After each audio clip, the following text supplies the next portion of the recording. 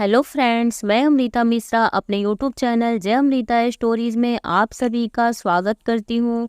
Friends, आपका दिन शुभ हो, मंगलमय हो।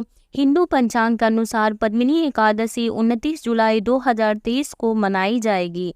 यह एकादशी व्रत 3 साल में एक बार आता है, इसलिए इस एकादशी व्रत का करने का खास महत्व है। इस व्रत को स्त्री पुरुष दोनों ही कर सकते हैं।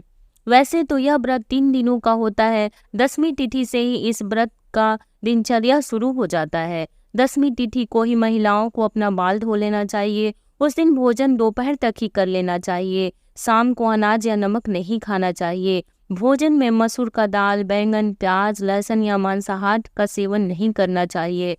सूर्यास्त के बाद दूध जूस पी सकते हैं। अगले दिन सुबह एकादशी के दिन भगवान विष्णु, श्री राधा कृष्ण की पूजा करनी चाहिए।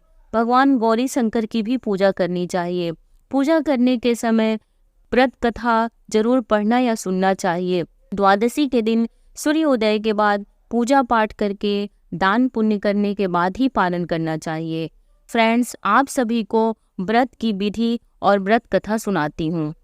धर्मराज युधिष्ठिर कहने लगे कि हे जनार्दन, आपने सभी एकादशियों का विस्तार पूर्वक वर्णन कर मुझे सुनाया, अतः अब आप कृपा करके मुझे अधि मास के शुक्ल पक्ष की एकादशी का क्या नाम है तथा उसकी विधि क्या है, यह सब के बारे में बताइए। श्री भगवान बोले, हे राजन, अधिक मास में शुक्ल पक्ष में जो एकादशी आती है वह पद्मिनी एकादशी कहलाती है। वैसे तो प्रत्येक वर्ष 24 एकादशियां होती हैं। जब अधिक मास या मलमास आता है तब इनकी संख्या बढ़कर 26 हो जाती हैं। यह एकादशी करने के लिए 10वीं के दिन व्रत का आरंभ करके कांसे के पात्र में जौ, चावल आदि का भोजन करें तथा नमक न खाएं, भूमि पर सोएं और ब्रह्मचर्य व्रत का पालन करें। एकादशी के दिन ब्रह्म मुहूर्त में शौच आदि से निवृत्त होकर दंत धावन करें और जल के 12 कुल्ले करके शुद्ध हो जाएं। सूर्य उदय होने के पूर्व उत्तम तीर्थ में स्नान करने जाएं। इसमें गोबर, मिट्टी, तिल तथा कुशा व आंवले के चूर्ण से विधि पूर्वक स्नान करें। श्वेत वस्त्र धारण करके भगवान विष्णु के मंदिर जाकर पूजा अर्चना करें। भगवान कृष्ण बोले, पुरुषोत्तम मास में अनेक पुण्यों को देने वाली एकादशी का नाम पद्मिनी है। इसका व्रत करने पर मनुष्य कीर्ति प्राप्त करके बैकुंठ को जाता है, जो मनुष्य के लिए भी दुर्लभ है। हे राजन, ध्यान पूर्वक इस कथा को सुनो। पद्मिनी एकादशी व्रत कथा।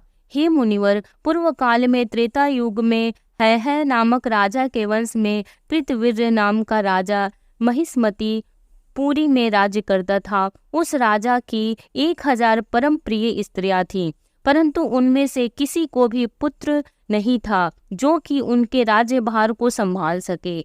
देवता, पितृ, सिद्ध तथा अनेक चिकित्सकों आदि से राजा ने पुत्र प्राप्ति के लिए काफी प्रयत्न किए, लेकिन सब असफल रहे। तब राजा ने तपस्या करके निश्चय किया, महाराज के साथ उनकी परम प्रिय रानी जो इक्ष्वाकु वंश में उत्पन्न हुए राजा हरिश्चंद्र की पद्मिनी नाम वाली कन्या थी, राजा के साथ वन में जाने को तैयार हो गई।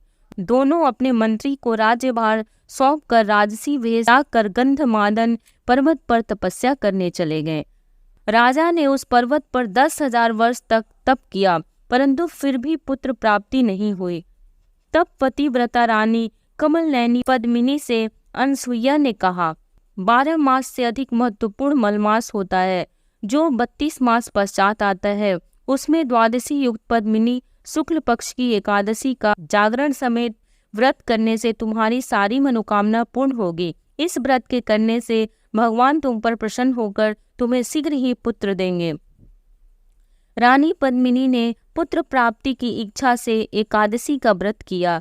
वह एकादशी को निराहार रहकर रात्रि जागरण करती। इस व्रत से प्रसन्न होकर भगवान विष्णु ने उन्हें पुत्र प्राप्ति का वरदान दिया। इसी के प्रभाव से पद्मिनी के घर कार्तवीर्य उत्पन्न हुए, जो बलवान थे, और उनके समान तीनों लोकों में कोई बलवान नहीं था। तीनों लोकों में भगवान के सिवा उनको जीतने का समर्थ किसी में नहीं था। सो हे नारद, जिन मनुष्यों ने मलमास शुक्ल पक्ष एकादशी का व्रत किया है, जो संपूर्ण कथा को पढ़ते या सुनते हैं, वे भी यश के भागी होकर विष्णु लोक को प्राप्त करते हैं। ओम नमो भगवते वासुदेवाय नमः।